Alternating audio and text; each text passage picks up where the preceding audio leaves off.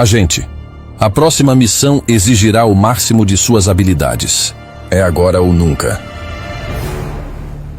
Recebemos informações sobre a cúpula. Os alvos já estão no seu registro. Cada alvo deve ser enfrentado com extrema cautela.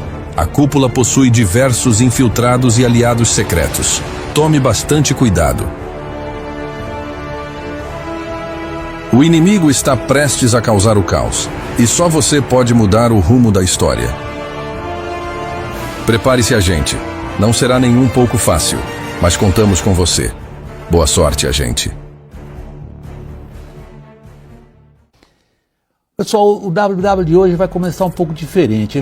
A gente vai começar falando de um filme antigo, bem antigo, de uma comédia italiana, uma das melhores, aliás, é um clássico. É a comédia O Incrível Exército Brancaleone.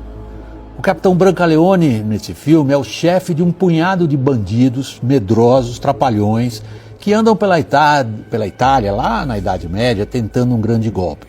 Óbvio que só apanham.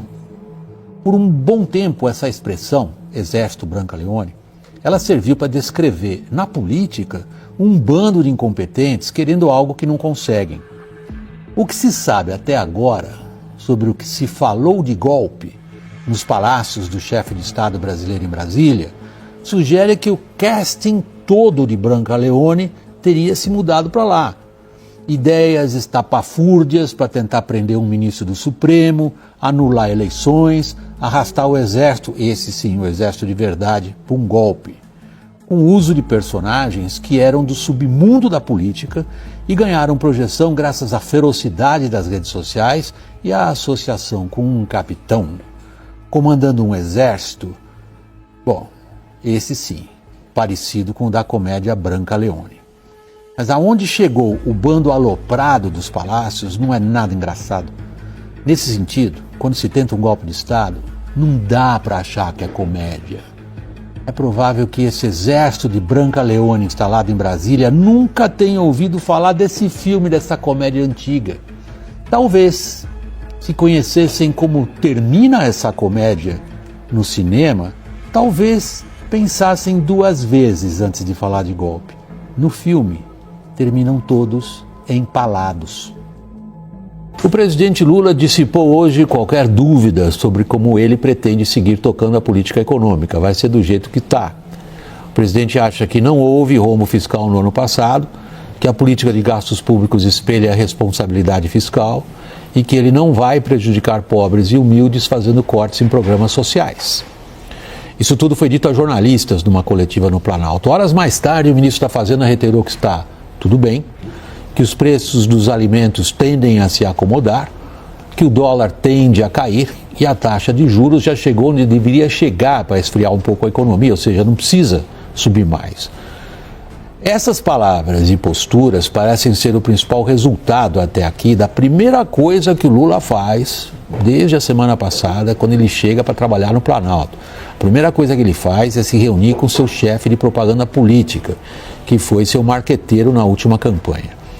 A visão que o presidente manifesta sobre a economia, essa visão se choca frontalmente com especialistas em contas públicas, para os quais o déficit, a dívida pública crescendo, os gastos sempre subindo mais que a receita, acabarão provocando inflação, retração, juros altos e descrédito. Em parte, em boa parte eu diria, esses fatos estão aí. Ou seja, o que Lula fez até agora em seu terceiro mandato não trouxe os frutos políticos que ele esperava. Será que plantando a mesma coisa vai mudar a colheita? Para o Brasil, Donald Trump é um verdadeiro tsunami que atingiu todos os setores relevantes da nossa política e economia. Vamos lá, alguns exemplos, hein? Na política comercial até aqui, exportações brasileiras para os Estados Unidos eram pouco taxadas. Vai continuar assim? Na clássica geopolítica, Trump enxerga a China como grande inimigo e o Brasil preside o grupo dos BRICS, que virou um braço da China. Como é que fica a nossa relação com Washington? Trump abraçou e foi abraçado pelos donos das Big Techs e abraçou a briga deles para não serem taxados nem regulados. Com o Brasil, especialmente no judiciário, falando em regular redes, como é que fica? Trump retirou os Estados Unidos do Acordo de Paris de combate às mudanças climáticas, enquanto o Brasil se prepara para sediar a COP30, que trata justamente disso. Como é que fica agora a política ambiental brasileira? Não por último, Trump abriu uma campanha a favor de liberdade de expressão. Ligada ou não essa questão aos interesses diretos das Big Techs, é uma expressão da guerra cultural em escala planetária, na qual Trump assume a liderança das correntes políticas que se convencionou chamar de direita. Como é que fica para o governo de esquerda brasileiro, diante de uma oposição que se sente empolgada e inflamada com a vitória de Trump nos Estados Unidos? Dele se espera até mesmo uma ajuda concreta para pressionar o Supremo no caso do ex-presidente Jair Bolsonaro? Ponto de interrogação. Nenhuma dessas perguntas tem, por enquanto, uma resposta clara ou definitiva. Já era fim de tarde nos Estados Unidos quando Donald Trump anunciou que vai rebatizar o Golfo do México como Golfo da América e disse não excluir ações militares para retomar o Canal do Panamá ou tomar conta da Groenlândia no Atlântico Norte, que pertence à Dinamarca. Por isso, só hoje veio a chuva de reações. Algumas irônicas, em tom de gozação, como a da presidente do México. Ela propôs renomear os Estados Unidos como América Mexicana.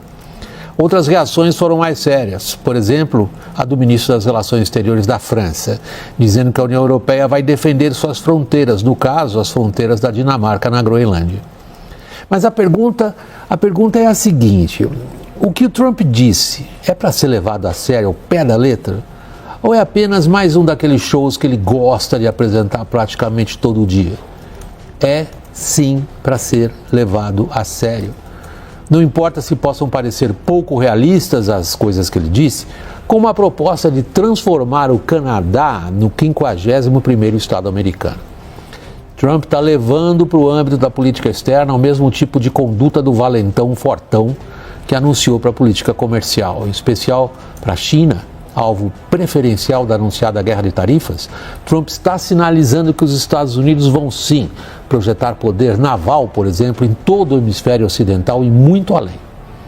Na política externa, Trump demonstrou que está querendo adotar o mesmo tipo de conduta doméstica. Esse tipo de conduta já é apelidado nos Estados Unidos como o comando pelo chefão. É conhecido no Brasil como manda quem pode, obedece quem tem juízo. Mas há uma importante diferença, sobretudo em relação ao primeiro mandato de Trump na Casa Branca. Hoje, ele tem mais poderes, mas, no mundo, aumentou o número e a força dos países dispostos a desafiá-lo.